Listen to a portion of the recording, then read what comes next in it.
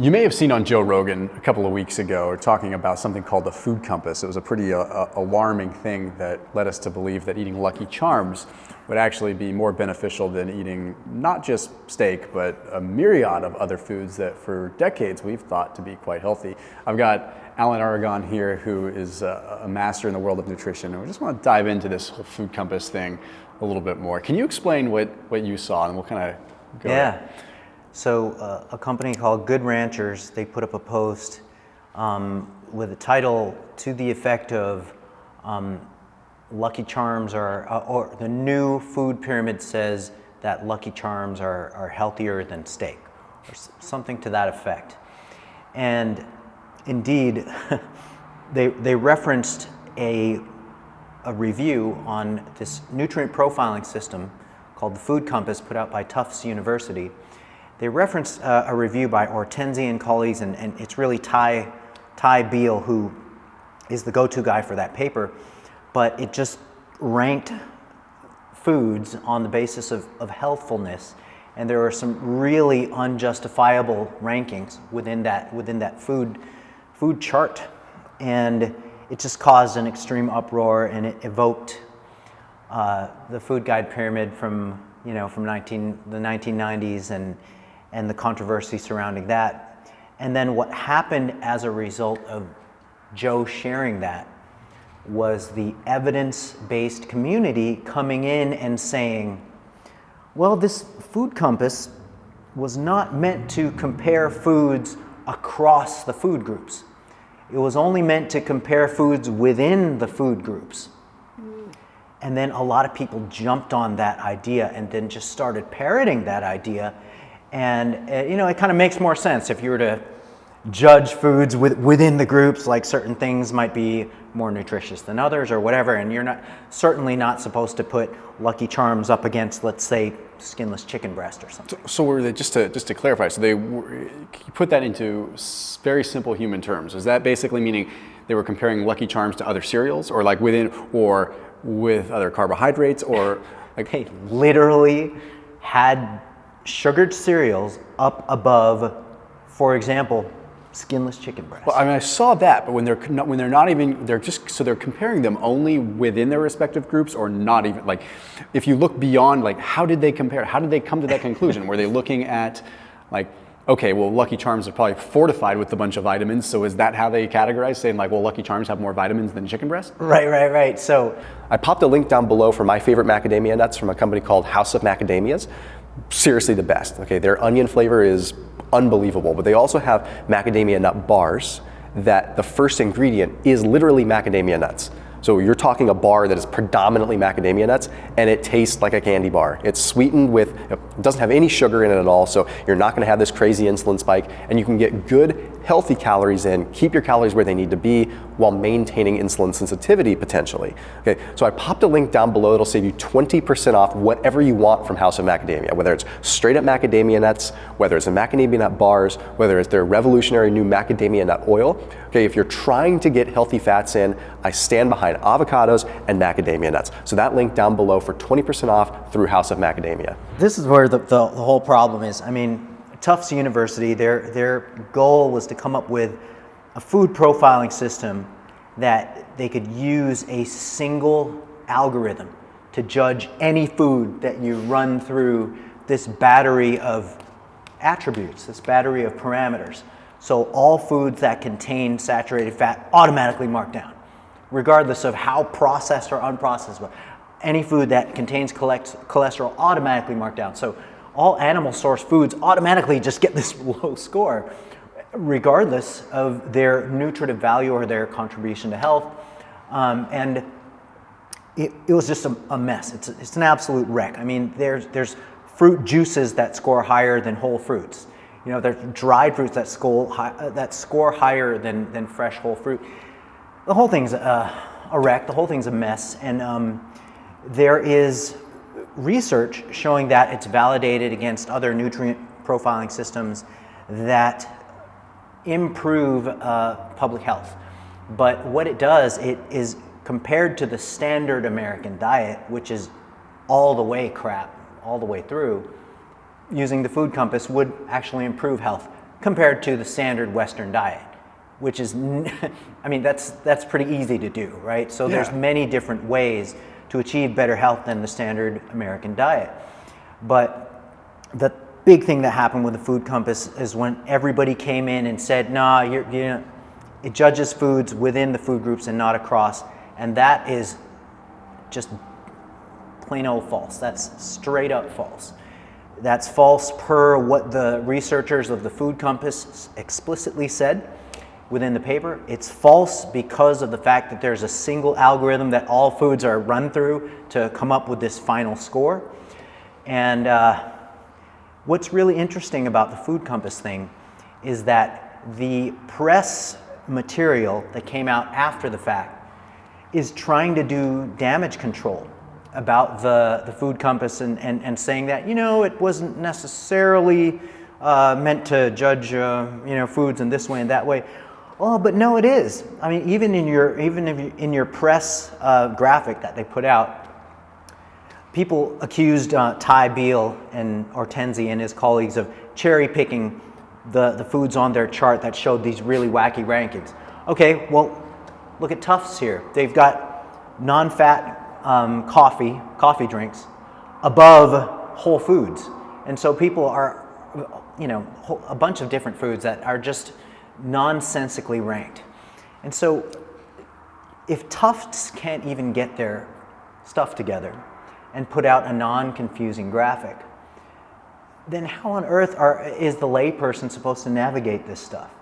And so the big problem with something like the food compass and different food profiling systems is that it leads the consumer to judge food groups against each other, when for health what people need to be doing is recognizing the different unique roles of the food groups within the overall picture of health, and not judging foods against each other, and certainly not judging food groups against each other because of some final score that it got according to the scientists. That reminds me of an app I used to use. I'm not going to name the name, where I would log my calories in it, and it would give me like certain foods would be like an A+, and certain foods would be like a D, or I never saw an F, but and I remember putting eggs in and having it give me like a D- on eggs and stuff, and I was just always thinking, this is so weird. And I remember joking with my wife about it, and then it would give you a score at the end of the day, like on A through F, and like if I was doing keto, I was like a D- all day, like it was just and then some veggies might bump it up a little bit, and then I quickly realized, like, okay, well, I'm not going to live my diet by this. I never did. I always thought it was just interesting. And it's funny when we look at this food compass thing. It's almost, and people are going to just destroy me for saying this, but they have to have context. In some ways, it's like the food guide pyramid is better than that, because at least it actually is. Yeah, the food guide pyramid, at least, although I don't agree with it, at least you're promoting whole grains. At least you're you're not, because it frustrates me, because someone could go in there and they're just going to be like, well, that means I could eat Lucky Charms and a non-fat Frappuccino or whatever, if that exists, and that completely disregards the food guide pyramid, which at least has a thoughtful acknowledgement of some fiber and some polyphenol-rich fruits and vegetables. It has that in there, right? Like, I do think, like, maybe back in the day, like, they were trying to do the right thing with the food guide pyramid. Maybe we know more now that maybe that's not the most, best thing out there. Yeah. But it's a heck of a lot better. Like, it's a perfect example of when we start getting granular, how sometimes that just leads to analysis paralysis, because people are going to look at that and they're going to be like, oh, like to their husband, oh, you shouldn't eat that steak, honey. Like I'm going to get you a bowl of Lucky Charms. I'm gonna, like, what the? If you live your life by the food compass, you'll end up with a low protein diet that gives a pass to a bunch of ultra processed foods or highly processed foods. And you're going to be getting a lot of fruits and veggies. Okay, great, that's fine. But when you look at what the general public needs to know about how to change the body, and you underemphasize protein, and you take these nutritious protein-rich foods and you score them like very low, then you're completely missing the point of what we need to be doing with the general public and how to educate them on how to change the body. I mean, the obesity prevalence in the United States is over 40% now, according to the latest, I think it's the CDC Yep. stats. Estimated by 2030. I don't know if you saw that recent paper. Estimated to be by 2030. Estimated to be 50%, with the case of severe obesity to be over 25% by 2030. Severe obesity was like 5% back in the mid 90s. Like, that's insane. Yeah. And like, I am the first to say, like, yes, I've come up against the calories in, calories out community before and all that. I will be the first to say that what the general public needs to understand is probably basic energy balance. Like, and teaching people, like, above all else. And if they want to escalate to different levels and learn different things about insulin and whatnot, that's on them. But at the very surface, people need to understand that food is fuel. You need to move. You probably need to eat less at the basic level. And the last thing we need to be teaching people is that hyper palatable crap that's just going to make them eat more. Right. Is not going to be the answer. Right. Yeah. Avoid skinless chicken breast, but hey, fruit juice gets like 100. Like orange juice, I think it's got like a 90 or score. Like it scores foods from like 0 to 100.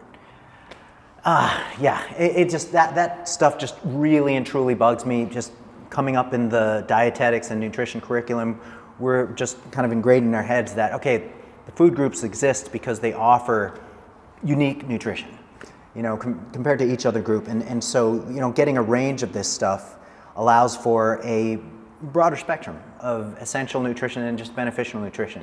And when you start pitting foods against each other and you start nitpicking about, okay, well, this fruit got a 90 and this fruit got like an 85, I'll get the 90, you're missing the point completely. And so, not a fan. Based on what we've kind of learned from this, and I think most people with logic probably can gather that this doesn't make a lot of sense. I haven't seen many people, except for huge Lucky Charms fans, in serious agreement with this. I mean, not gonna lie, like I haven't had Lucky Charms since I was a kid, but they were pretty tasty. But what can we learn from this? Like, what can people do that's maybe an evolution, a step above the food guide pyramid, but not quite, like this way? Okay. We saw that the food guide pyramid was problematic and wasn't really working on a public health basis. So it lasted, unfortunately, a long time, and that iconic image was burned in everybody's mind with a bunch of freaking bread and pasta at the bottom and cereal at the bottom, right? So got rid of that, and the latest version, from I believe it was 2005 to, oh boy, something more recent. It was the My Pyramid, which was just a weird abstract thing, and now it's the My Plate that looks strangely like the 4 food groups that they issued in the 1950s. So we're back all the way to the 1950s with trying to simplify the public health message. Basically, on a very simplistic and potentially oversimplistic level, if you can consume mainly whole and minimally processed foods, and then you've kind of won a large proportion of the health game. There are exceptions, which is something I brought up earlier. One of my favorite marvels of food technology is protein powder. But, and of course, for endurance athletes with very kind of intensive demands, prolonged, threats to fuel availability during endurance competition, well, they're not going to do very well necessarily eating whole food carbohydrate sources during the thing. So then you've got things like sports beverages and stuff like that being the exceptions. But for the most part, if like 80 to 90% of your diet is coming from whole and minimally processed, minimally refined foods, you've kind of won the majority of the game there, because you're going to get nutrition, you're going to get satiety, and you're going to get the mitigation of factors in the diet that can, over the long term, promote disease. Yeah. So there's other rabbit holes to that, like get enough protein, going down the list of food selection. You're going to want to pay attention to the types of fats that you take in. But I guess instead of looking at a ranking system that gives every food a number from 1 to 100, I would rather the general public think in terms of, okay, let's just kind of get a little bit back to basics, because there is a paralysis through over-analysis, and it's just spitting out really wacky numbers, and it's confusing the general public. And that's what I'm seeing in the nutrition community now, in the real nutrition community, is a massive push to get back to basics. Yeah. And I think that with that becomes the elimination of the hyperpalatable stuff. If it's insanely sweet in your tongue and it lights your brain up, it's probably not something that should be in your body. When I say lights your brain up, I mean by something that's extraordinarily high in saturated fat in tandem with being extraordinarily high in sugar. If it doesn't really exist somewhat in nature and hasn't been processed minimally from that, then it probably should be limited. But anyhow, as always, my man, thanks for hopping on. You got it. And see you tomorrow.